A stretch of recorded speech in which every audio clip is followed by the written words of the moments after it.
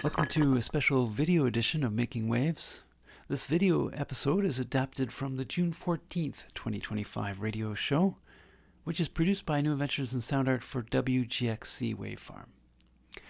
Today's episode explores vibrotactile art with Satoshi Morita.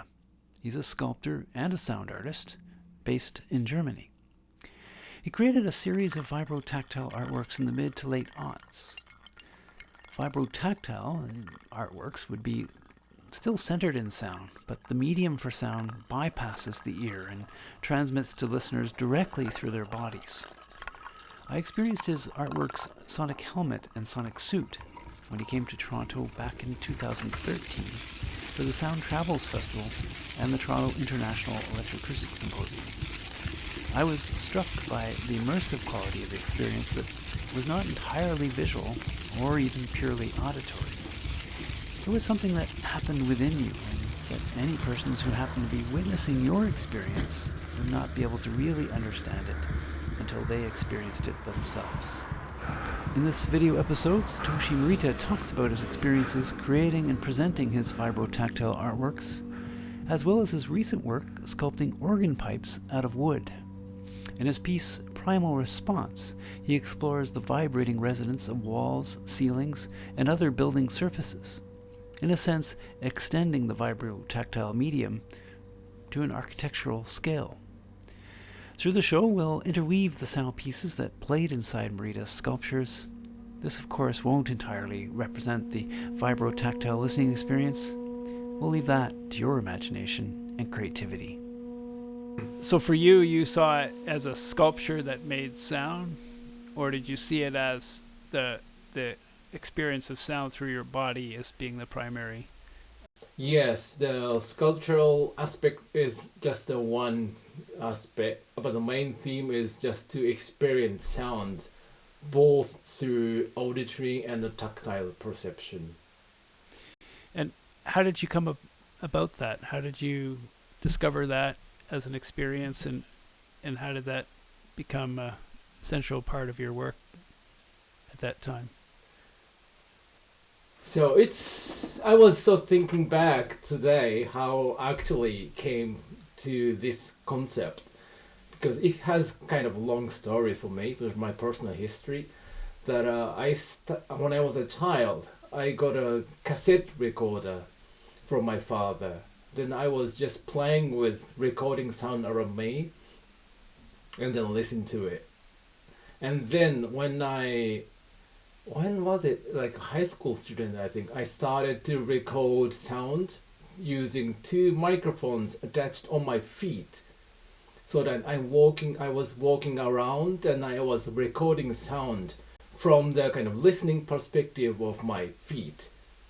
So, and then somehow I found out that the sound is more kind of dynamic action, or you can feel the dynamic action of your body through sound. So then the key experience for me was when I was traveling with my motorcycle with my brother in Switzerland. That I was doing camping.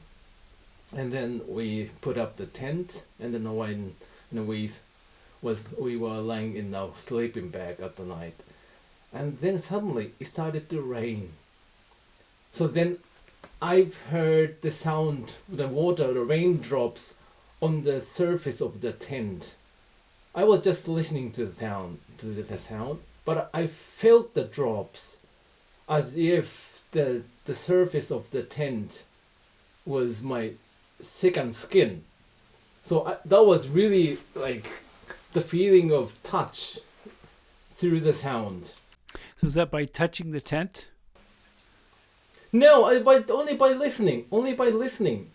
And then I felt like, oh, I feel the raindrops on my skin. Only through the sound. So then I kind of realized that kind of this tactile quality of the sound. So that was kind of the passive experience and kind of perception of the sound through my tactile perception.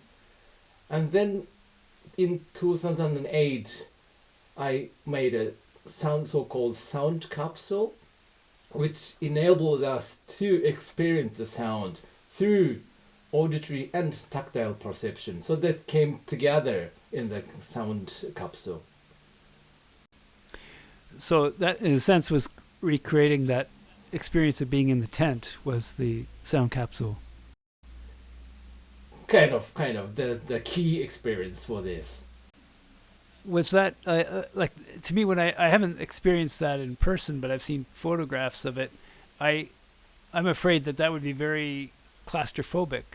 But was that but being enclosed in that, did that allow for the body to experience the sound as much as the ears? Yes, actually there are several audience that they had kind of they were a bit afraid of getting in because it's a really closed space. But the system built in the capsule was like two loudspeakers beside your ears, like to get very clear stereo sound field, and also below your body, like on the back and then the head and then under the both hands and then under the feet, I put it so-called transducers, which transforms audio signal into the tactile vibration. So it's pretty much intimate sonic experience through the sense of touch and then sound. And what was the material of the sound capsule? Was it wood, or was it what kind of material or plastic, or? Oh, it changed. The sound material. The first sound material was the multi-channel recordings of my bodily action. I put this miniature microphone, this small microphone, 6 microphones around my body. And then once I went out from my flat and then took a bicycle and then cycling around the city of Berlin. So I recorded the sound, and then depending on where you cycle, the sound of the environment changes, and also my body, kind of bodily reaction, physical reaction also changes. When I climb up a bit the hill, my breath gets stronger, and then the heartbeat gets faster. So that was the combination of the sound of the environment as well as my reaction of my body. So those were like lavalier mics, like you would use for Yes, TV? exactly. Okay, Exactly. not Exactly. tactile, not contact mics though. No. Okay.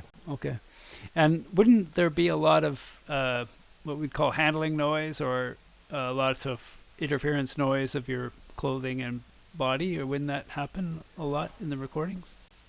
Oh, actually, the recording was somehow clear. Not much noise from my clothes, for example. So I made an experience how to put my microphones so that it doesn't get much noise. And why multi-channel microphones in that case, being so close to each other? Why that approach rather than just one or two?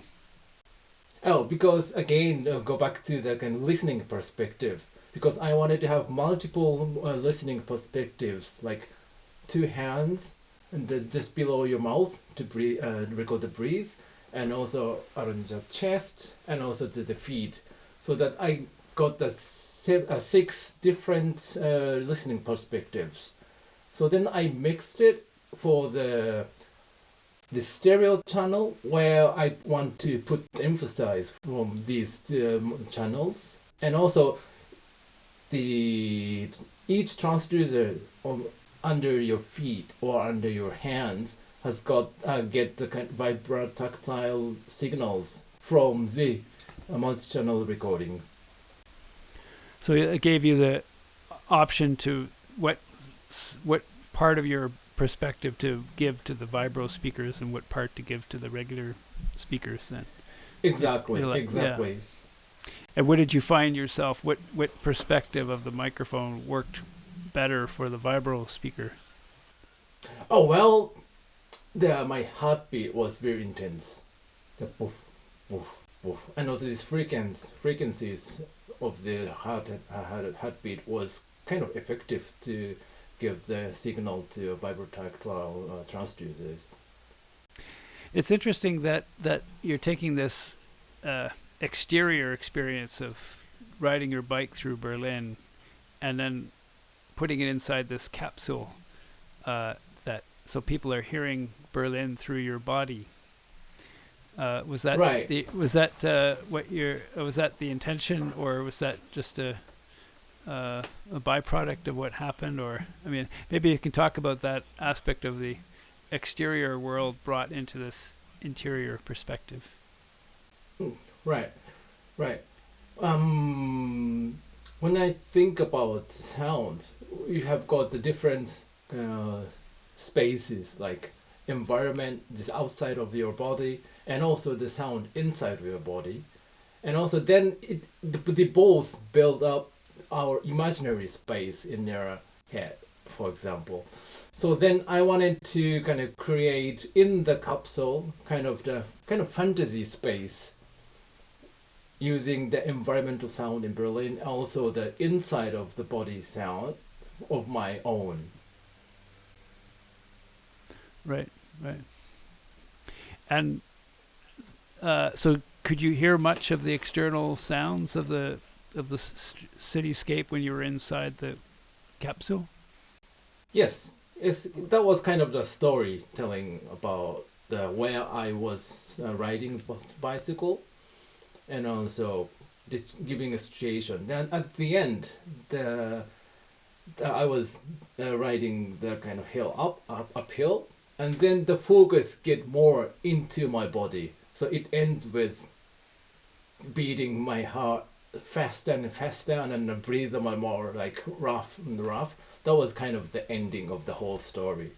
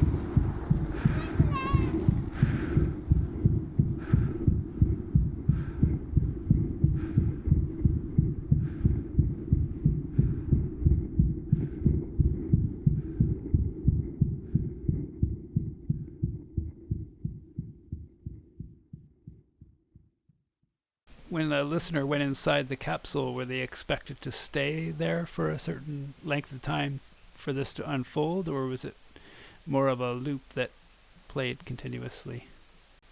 Oh, at that time it played with a loop, but so some people stayed in the capsule and then listening again and again, and there was one person who were really sensitive to the sound, also her own physical reaction or awareness. when my heart started beating faster, she couldn't stay inside of the capsule because it didn't synchronize with her own heartbeat. So he felt so uncomfortable in the capsule. So then he came out and she was telling me about her experience, which was for me pretty interesting to hear that the sound and also the biotactile perception gave her such a strong experience. That's interesting. Yeah, it's funny how we resort to so much expensive equipment to produce immersive experiences. In Las Vegas, they have this big dome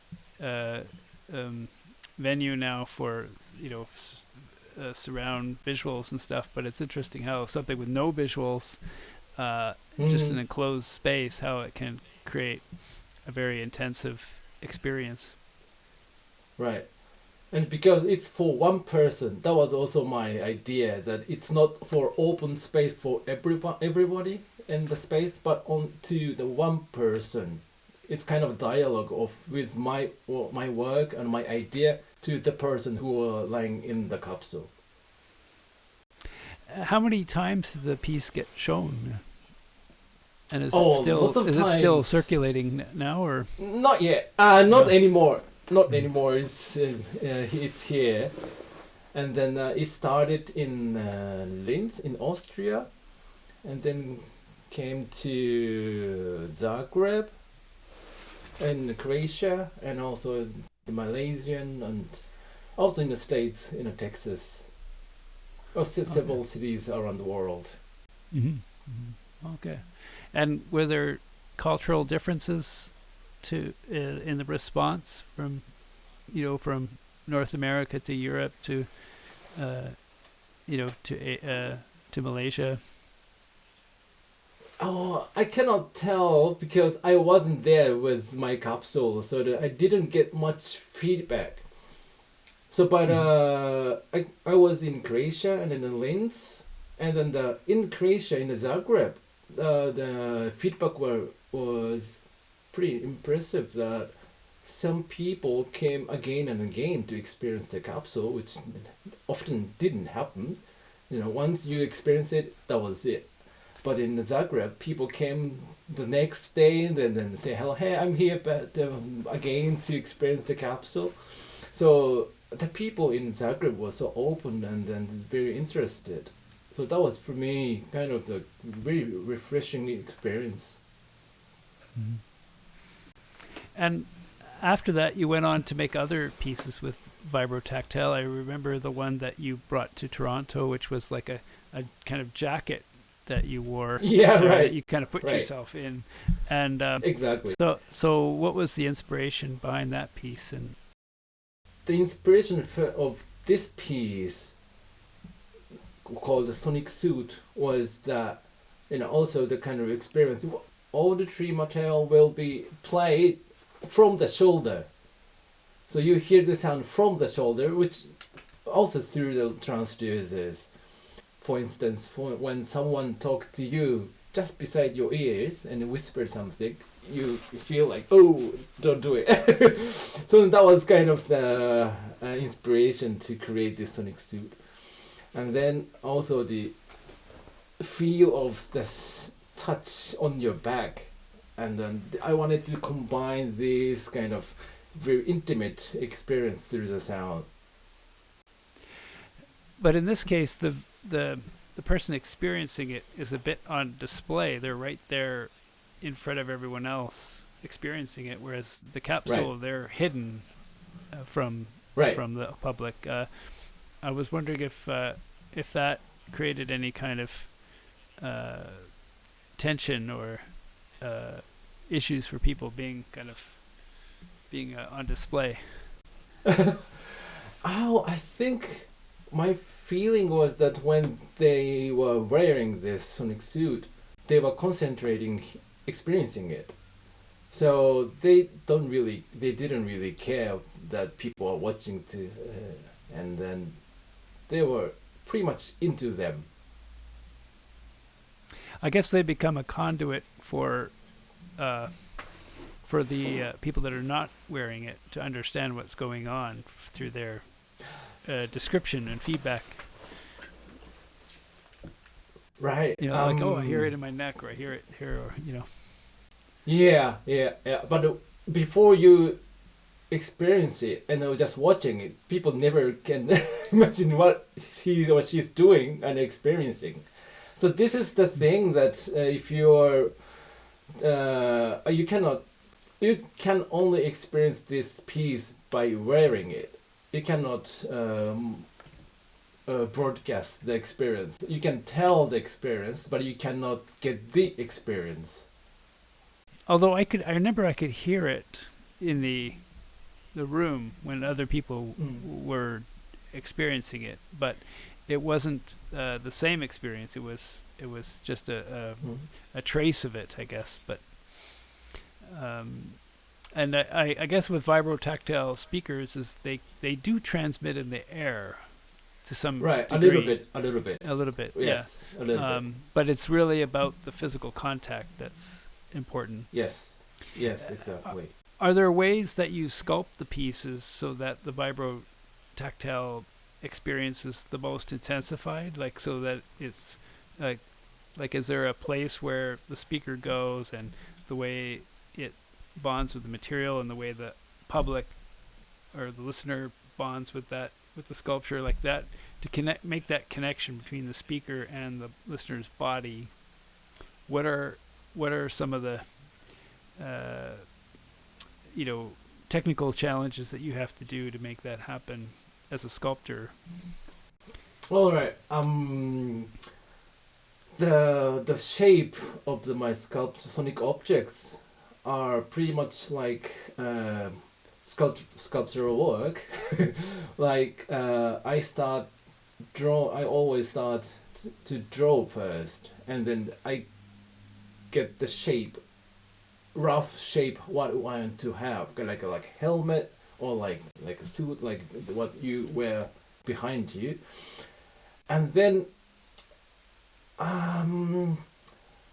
I just try to imagine them myself, which part of my body is sensitive to the tactile perception. So then I make a kind of prototype, and then test it if it works or it works less, and always like testing. And then first of all, I decide roughly the shape, and then I make a model or prototype, and then put the but through the experience from the sonic sound capsule, I roughly know where it's sensitive towards the vibrotactile information. So then it helps a lot to design the shape for each work. So in a way, the sonic capsule kind of provided all of the possibilities, I guess, in a sense, because it uses the whole body, and then the other pieces were focusing on specific. Exactly. Was the sonic capsule the first one then in the series? Yeah, that was the first one. And is it just the three, or there were others, or? 1, 2, 3, 4. There's a fourth, which I also brought it to Toronto. Together with helmet, I think. So there was people stand on it, and then you can touch with your hand. That was kind of my focus, was to use the palm, the surface of the hand, and also the feet, the sole of the feet. How do you call it? Mm-hmm. Right. Yeah. So because both of the surfaces are the most sensitive towards the vibrotactile perception. So I wanted to focus on it, but it was hard to find the shape for this. So it became really like sculpture. But you don't wear it. You stand on it and you touch it. But I didn't want to give audience instruction how to use it. So I just put it in the space, in a nicer space, and then people are encouraged to stay on it or stand on it. But people just reacted how they wanted. So that was also an interesting reaction that I intended to do specific posture, but people reacted really free, reacting to the shape, which was also interesting to observe. And what was the audio content for that piece, and for the jacket, for the sonic suit? For the sonic suit, I asked a friend of mine, or two actually, the artist duo, to compose a piece for that. So then I gave them the sonic suit, and then they composed wearing it during the wearing it. So, but I guess you approach this as your creation as the sculpture, rather than the audio that plays on the sculpture.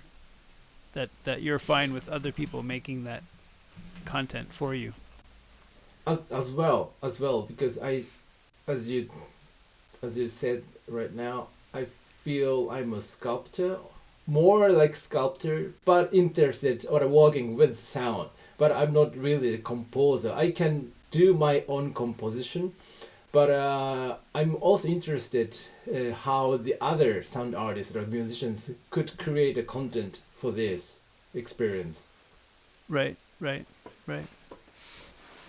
Maybe just to go back to a couple of times you mentioned that certain parts of the body are more sensitive to the vibrotactile sound. Maybe just can you point out what those parts of the body are? Which, like, is it like you mentioned I guess the soft part of the hands, Yes. the neck, shoulder area. What are some of the other areas that? I guess I'm not really doing research about that, so I cannot really tell. I cannot really say exactly where it's the most sensitive or where is effective to the vibrotactile information. Yeah. But I mean, from working with it, when you had the sonic capsule. What parts worked the best? If your body was up against a certain part, where did you get the most response? Right. The really most intense was, of course, underneath your head, because head is kind of heavy, and then if something vibrates, you really feel the vibration very strong. But this is a kind of experience from the external vibration. And then once I had an opportunity to experience also another very interesting piece of vibrotactile sound art by Lynn Polk. I think she's a French artist. And then you lay down as well on the hammock, and then you get, I don't know what she was using, but you get kind of also probably a kind of in transducers, but you get transducers attached on your body, not like a sound capsule, but like using the belts or something around your body. So then the signal I got on my feet was like I got the vibration or even sound experience of the sound inside the body.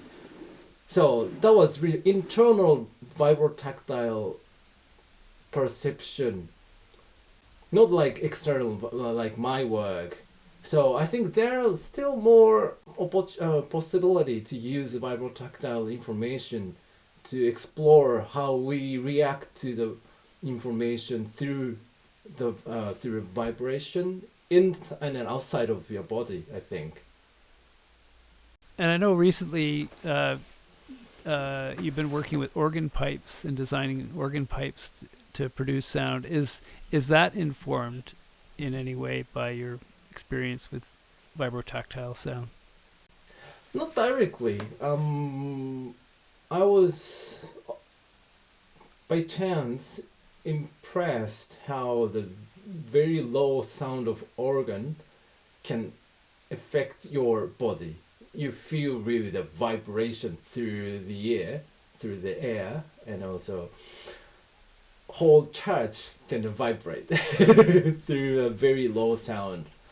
And so then I felt like, oh, this is also kind of audio tactile perception through sound, but without any loudspeaker or any amplifier or any electric device. So all purely acoustic.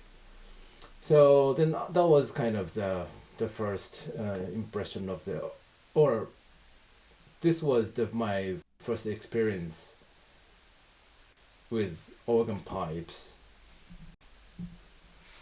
But I guess also seeing them as a sculptural object in the space as well. I guess that's important as well. Right.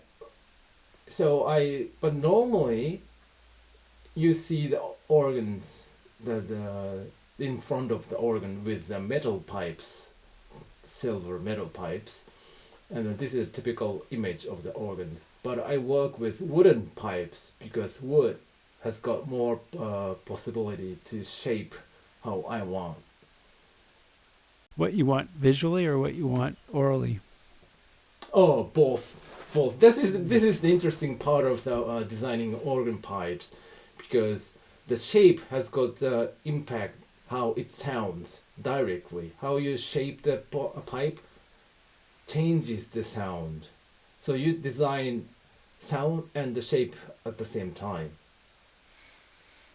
But wouldn't that happen with metal as well? It happens as well with metal pipes. The metal pipe is not so flexible compared to wooden pipe in terms of the shape design. And with the wood, do you still get that vibrotactile feeling from the room, the vibrating to it, or does that only happen with metal? Depends on how deep the sound is, how low the frequency is. Both metal and the wooden pipe can produce low frequency sound, and then it both of them can do that. But my pipes are much smaller and then the higher frequencies, so it doesn't really vibrate. But it's more focusing on the combination of designing shape and sound. The visual shape of how it looks. Exactly. Yeah. And it's intended to be in a gallery, I guess, as opposed to a church. No, not in the church, I think.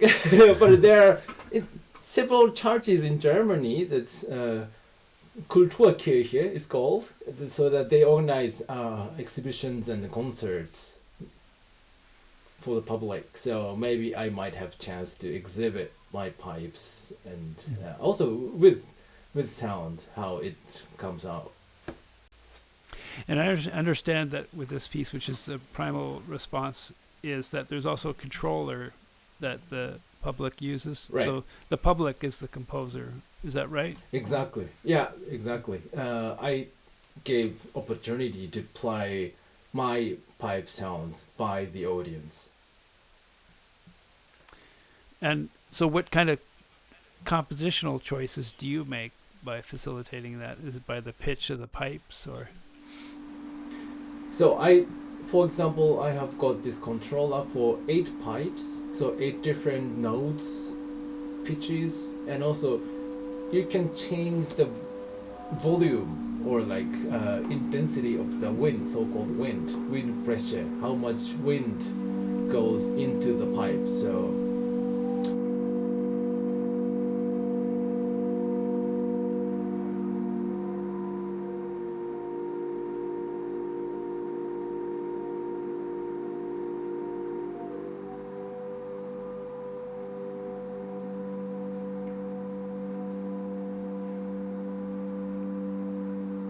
So I hope that you can hear the sound.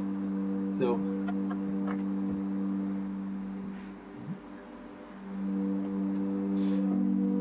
this is one of my relatively early piece of my organ pipes.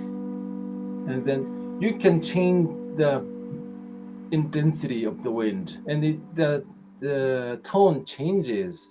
So I can demonstrate a little bit.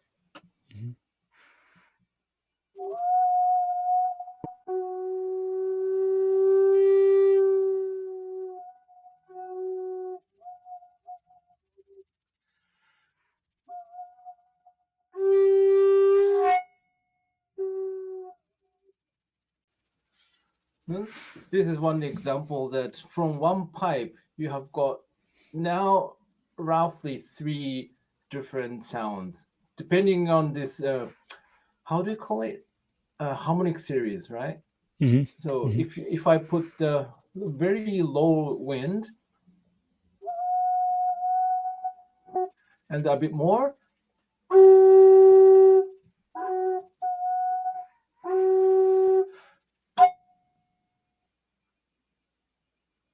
so So the pitch that's changes based on the exactly, yeah, intensity, huh?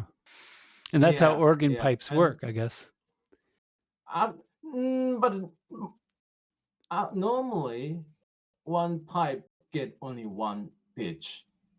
So because it's not really designed to change the pitch from one pipe by organ. So you need a very constant air pressure and constant air volume. So this never happens in the Mhm. organ, the Okay. actual organ. And then when I play it,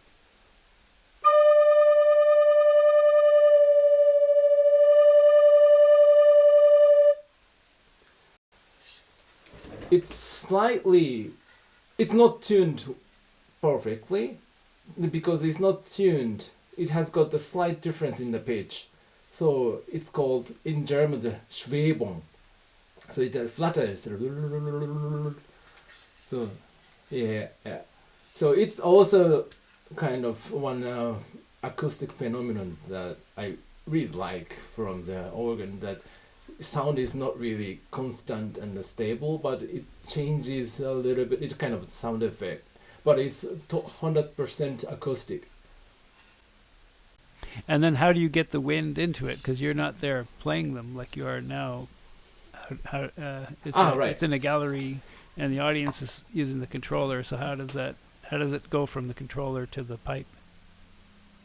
So the controller changes the how much wind can be blown into the pipe. So like I do like strong, just a little wind, or a bit more on the maximum. So you can control this volume of the wind through this controller.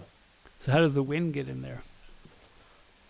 How? Yeah. There is a motor, a blower. It's called blower in English, I think. It's blower, and also it creates also wind pressure. With I don't know. In English, I don't know. It's like a bulk. It's blower But create it's not the a wind. right. But it's not a compressor or anything like that. It's a No, no. no. Okay. No, it's actually this blower and bulk, so-called bulk in German, creates pressured air. It's constant. Right. But then Okay. with the controller, you change how much wind goes into each pipe. And so you have each of these things that are controlling air. You have one per controller fader then. Exactly. And then that goes to a different pipe for each one, I guess. Yes. Oh, okay. Yes. Okay. Yes. Wow. It's also multi-channel Yeah. device. Yeah. And spatial. Yeah. Yeah. Yes. Have you had a chance to show it yet publicly? Once in 2000, I forgot when it was, but I had one group show using these pipes, and I had a in house in the space. There's a 3 rooms. I put my pipes in a different location in the house, so the audience can play using this controller how each pipe can sound. in the house.